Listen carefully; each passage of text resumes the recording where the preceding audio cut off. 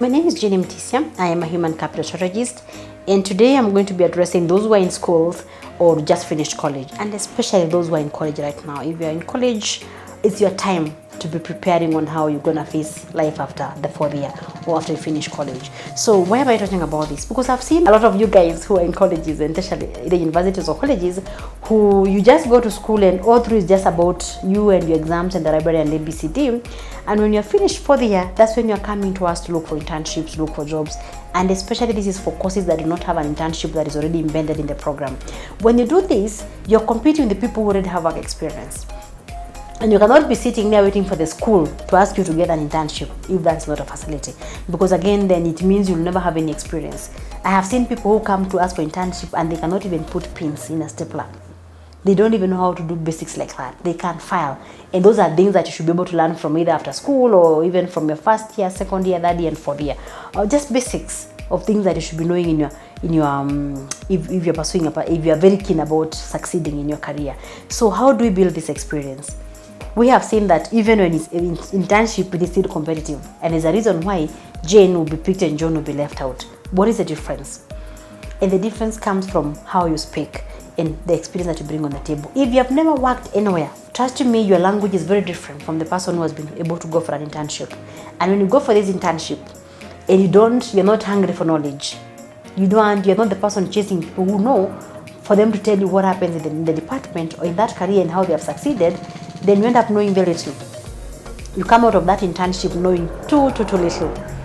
If we ask you what you used to do for the internship, the things that you are telling us will not make us pick you from that ABCD.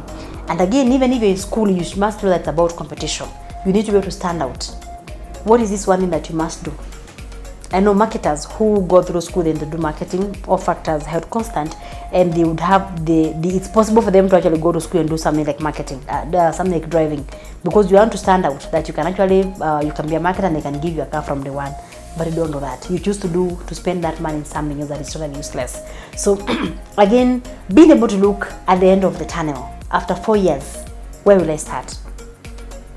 And being able to ask that years, what will you become after you finish school? Maybe someone who is doing a very general course and they can't answer. They tell you, I'm doing economics, I'll be an economist. You ask them what does an economist do? Where would they be looking for a job? They don't tell you. There are people in that class who are doing that economics, and they know if you do this particular general course, whatever that it is, for you to survive, you need to top up with something else, and they're busy topping up when they're still in school. What are you waiting for? Why are you not doing anything? I have seen people who are doing maybe general courses like what I did biochemistry, and I can assure you, even in that they will be asked, what do you want to become? And you say a biochemist, and they would ask you, what does a biochemist do? And you can't explain. So that can't afford to be happening to you. So you must be someone who is able to look at the end of your school. You're not going for that year, you're going for the 4th year. Apart from getting that first class, apart from getting that second upper, whatever that it is, what are you doing to align yourself with the job market? A job market that is asking for skills. A job market that not just asking for your first class or whichever school that you went to, but a job market that is looking for more than that technical knowledge. We have seen people coming on board and you ask them even the functions of the job that they're applying for and they don't know. You know? And also just being able to know that it's not about the thing and how you progress. You don't have to just depend on your parents. You must belong to the things that make you network. One of them could be belonging to clubs in the university. I don't mean CU. CU is a good thing, but I don't mean that. We have things like ISEC, we have the Rotarian. We have very many things that happen in school that will give you skills like how to organize events, team working with other people, resolving conflict. But if you choose to just be going from school to work, it won't work for you. It will not work for you. So even when you have not the long holidays, I've seen some people, especially those who come from a country, you close school and the next morning you're in a bus going to Yoshago. And you knew you'd close for a whole 6 months. What are you going to do spending those 6 months? Are you going to get some community job even if it's volunteer for you just to do? Even if you don't get, have you tried looking? And apart from asking your parents, who else are you talking to about it? You know? So just purpose to build experience, and unfortunately no one can do this for you. There are things that you just learn if you go out there. And again, I've also seen sometimes people come from university and they're saying, you already have a paycheck, I have a degree, I can't work for this. And what you want to be paid for, hata hujui kufanya, you don't even know how to do it. But you're so much focused on you want to be paid this much, you can take this much because you have this bachelor's or this master's. Really, it will work against you. So again, you must know that you have to start at a certain level, and you'll have different priorities with time. There's a time that will come and you'll be a hot cake if you're good. But that has to be a deliberate decision that you make, that for now, what I'm looking for is experience. And sometimes you even have to take sometimes bad employers because you want to gain that particular experience for you to be able to grow. But if you just sit there waiting for the money to come for you to get a big job and stuff like that, sorry, it will not happen. If you have friends in the US, they will tell you that they even volunteer to work even in restaurants as waiters. It's picking up here in Kenya also. I know some students who work in Java, in such places, as waiters during school holidays.